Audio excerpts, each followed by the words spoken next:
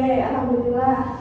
Nah, sebelum kita mulai pembelajaran, saya minta untuk koordinator mata kuliah memimpin doa. Doa mulai. Bismillahirrahmanirrahim. Lalu kita sudah belajar terkait pengertian dari apa itu klasifikasi, taksonomi, identifikasi, dan teman-teman juga sudah belajar untuk mendeskripsikan suatu tumbuhan secara dari segi morfologinya, ya. Nah, di hari ini kita lanjut untuk mempelajari keanekaragaman tumbuhan. Nah, silakan dilihat gambar di sini. Di sini ada dua baris ya, baris yang pertama dan yang kedua. Mungkin ada yang bisa menjelaskan ya, apa perbedaan kelompok tumbuhan yang ada pada baris atas dan yang ada pada baris bawah. Coba ingat dari tumbuhan yang di bagian atas nih, ya, dengan yang di bagian bawah, kira-kira perbedaannya apa? Mungkin dari ciri-cirinya. Oke, dari ciri-cirinya ya. Salah satu ciri-cirinya apa yang membedakan yang atas dan yang bawah? Kita belajar tentang ciri-ciri dari tumbuhan sejati atau berkonus ya.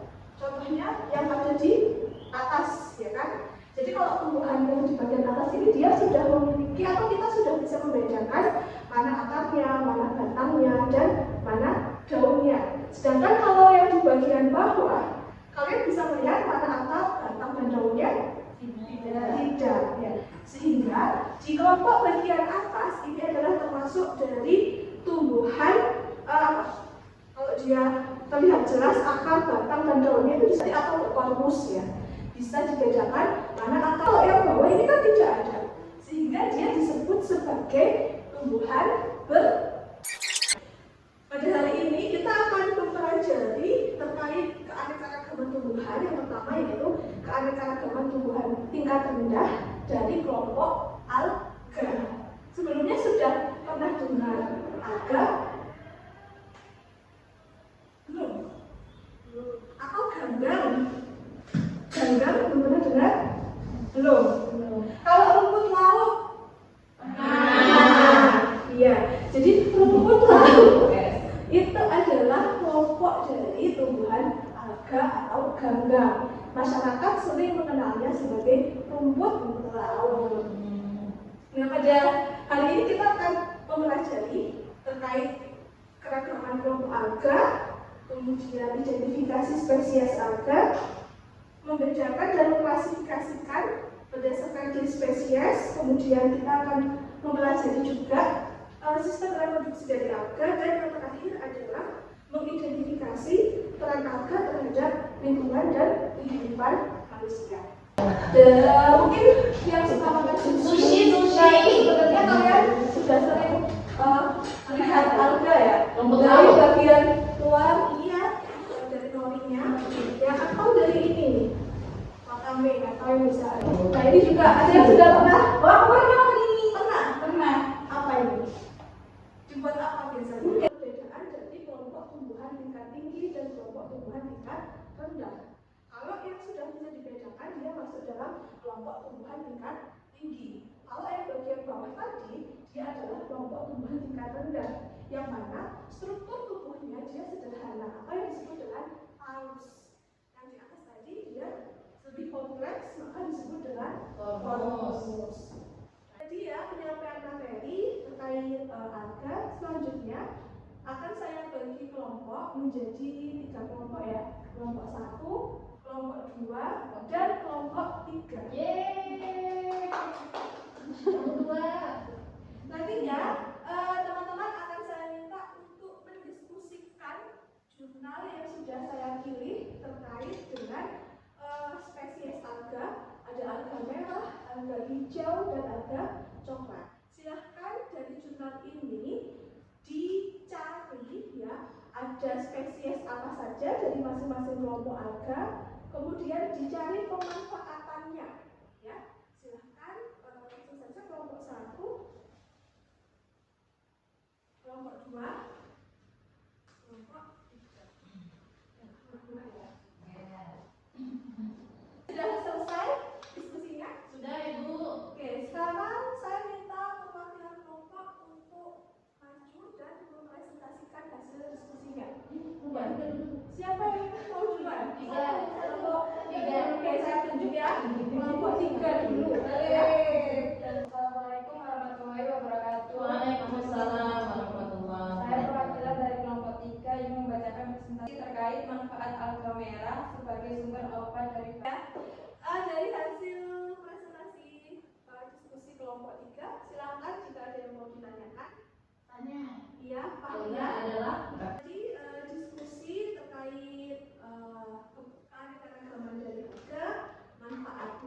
gitu ya. Nah, sekarang kira-kira siapa yang bisa menentukan apa perbedaan dari alga atau kelompok tumbuhan rendah dengan kelompok tumbuhan tinggi tadi?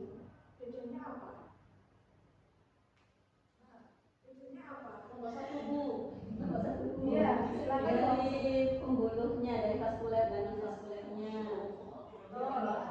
Kemudian apa lagi? Dari anatomi organnya. Anatomi organnya. Ya, kemudian dari buahnya. buahnya. Yang tumbuh tingkat tinggi, mereka termasuk tanaman-tanaman spermatofita, sehingga punya bunga, buah, biji. Ya, betul itu ya. Jadi itu perbedaan dari kelompok tumbuhan rendah dan kelompok tumbuhan tinggi. Dan dari segi pemanfaatannya sekarang, ya, apa aja pemanfaatannya alga? Untuk sushi, Untuk bahan makanan ya. Oh, ya. Kemudian ada Kosmetik, juga untuk kosmetik. Kemudian ada juga untuk obat-obatan, ya.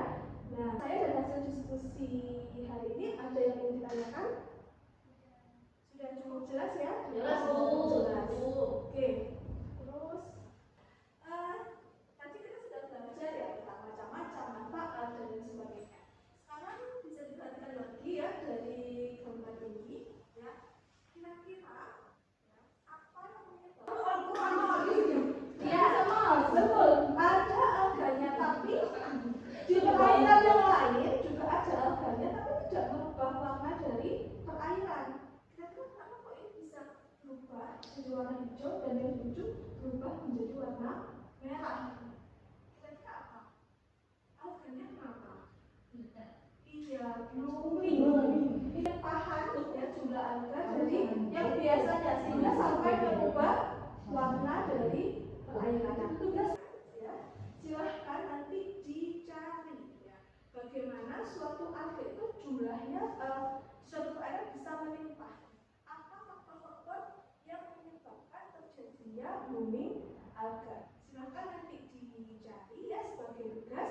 Nanti akan kita bahas di pertemuan yang akan datang. Bisa dipahami? Bisa. Materi kita hari ini terkait keragaman tumbuhan yang masuk di dalamnya adalah alga. Kita lanjutkan di minggu depan. Sebelum kita tutup, silahkan dipimpin untuk doa. Silakan. Adalah bersama-sama.